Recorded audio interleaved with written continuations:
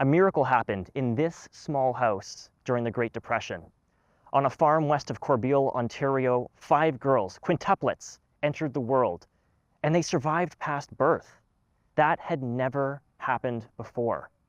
But this miraculous feeling didn't last long. Within days, the story began to shift toward exploitation and abuse. In the center of it all, a family taking on irreversible damage, all thanks to misguided decisions and people taking advantage of their situation. Welcome to Quintland, home of the Dionne quintuplets and Ontario's government-run zoo of young girls. People like me have told this story countless times already, and this won't be a comprehensive account. If you're looking for a longer version, I recommend checking out the City of North Bay's Heritage Diary podcast. It's linked in the description, and I'll be chatting with the guest of that episode a little later on. In 1934, Elzire Dionne gave birth to 5 girls: Yvonne, Annette, Cécile, Emily, and Marie. The family wasn't poor, but they already had 5 children. This was the Depression, and they were worried about how they were going to get by. It all happened in this farmhouse, which now stands in North Bay as the Dionne Quints Museum.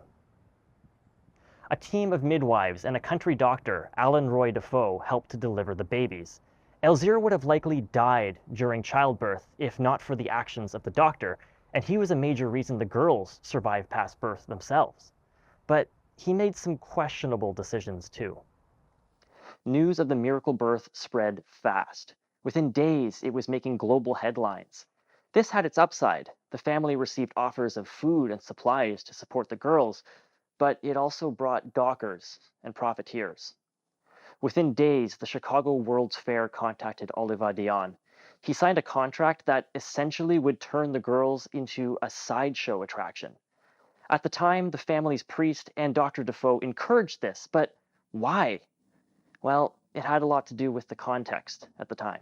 My name is NATASHA WIATR, and I'm the curator of the Calendar Bay Heritage Museum and Alex Dufresne Gallery. You have this family that is completely overwhelmed, and so there's clearly a need for assistance of some sort, and these opportunities come up, and the priest, he's encouraging them to sign, as the church would end up getting a percentage of the deal that would go towards the building of a new church.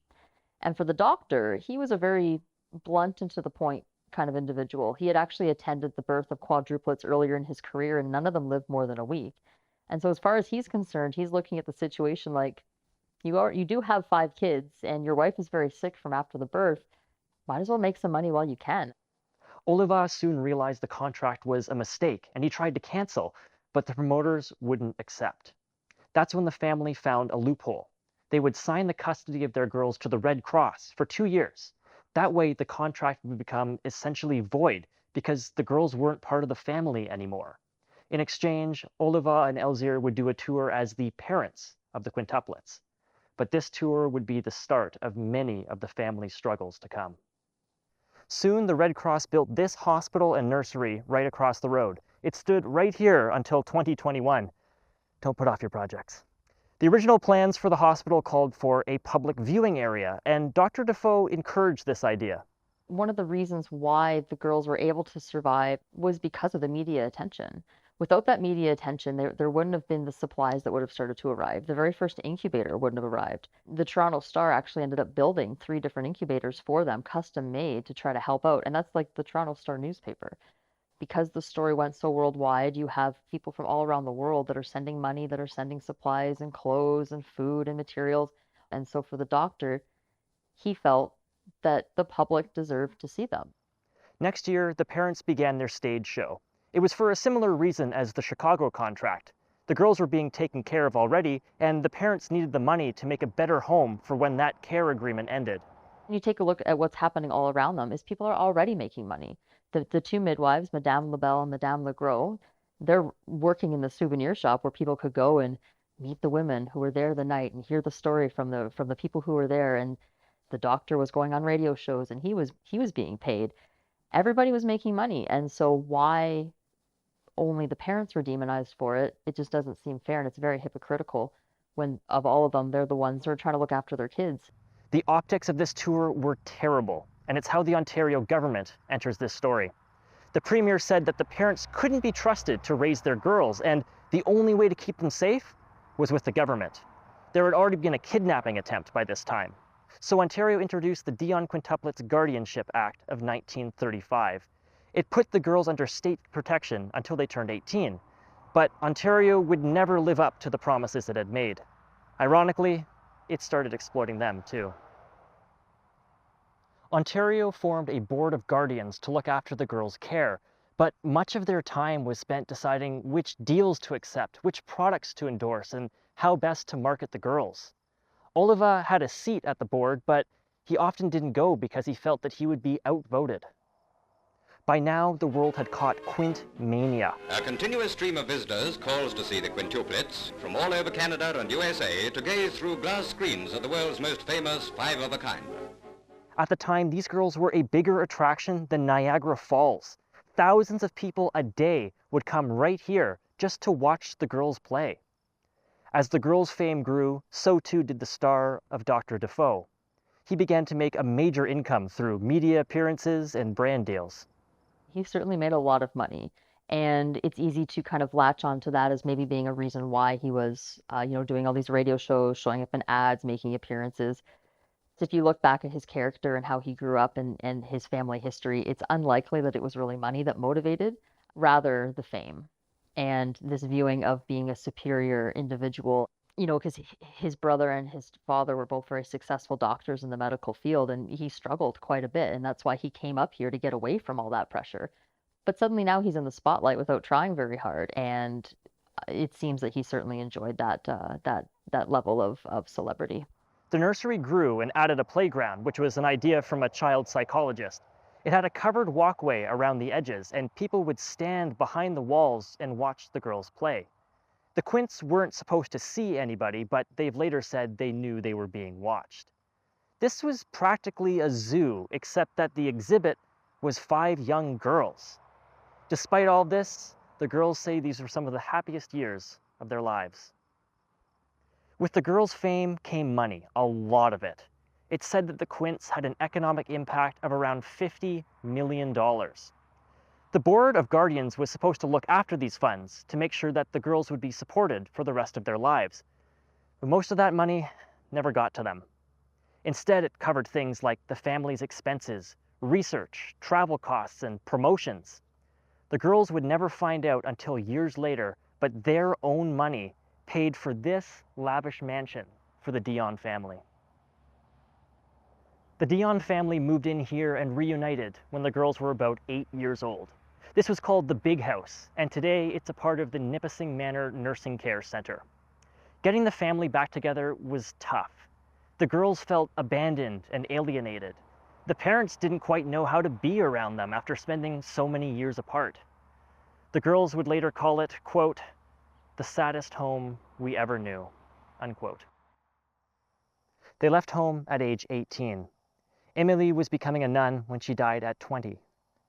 Marie died at 35, and Yvonne died at 67.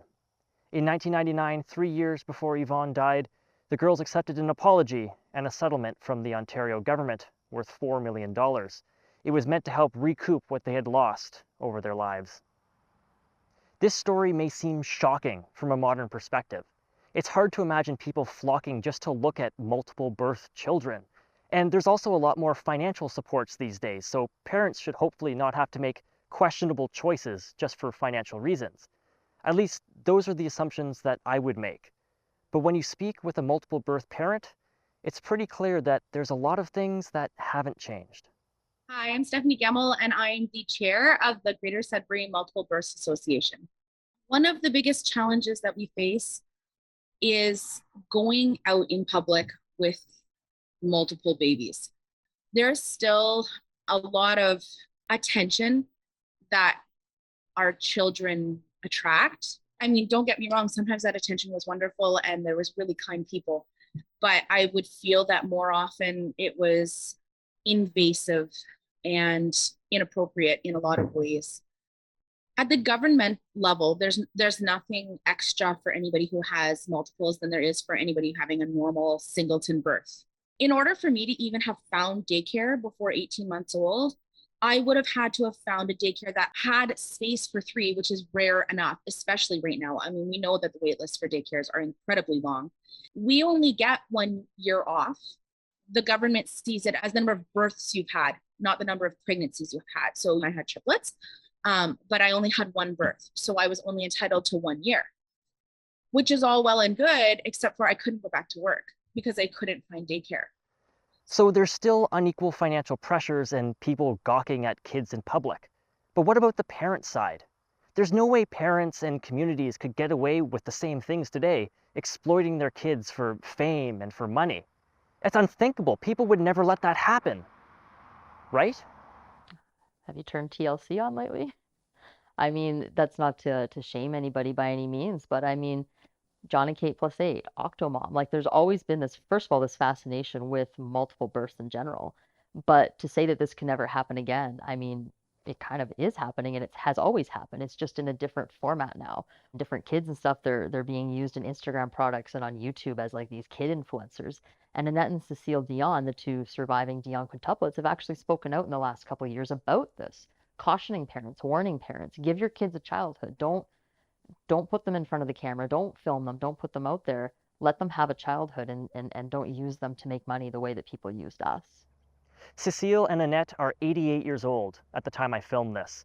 Throughout their whole lives, they've never been far from poverty. Today, the Dionne mansion stands along the road to Corbeil. Some of the people living here in long-term care might have been born around the same time as those girls, but their lives would have undoubtedly taken a much different path. This mansion stands today as a sort of monument to what the Quint's life might have been like, were it not for the poor decisions and selfishness of their supposed caregivers. It stands today as part of Canada's living history.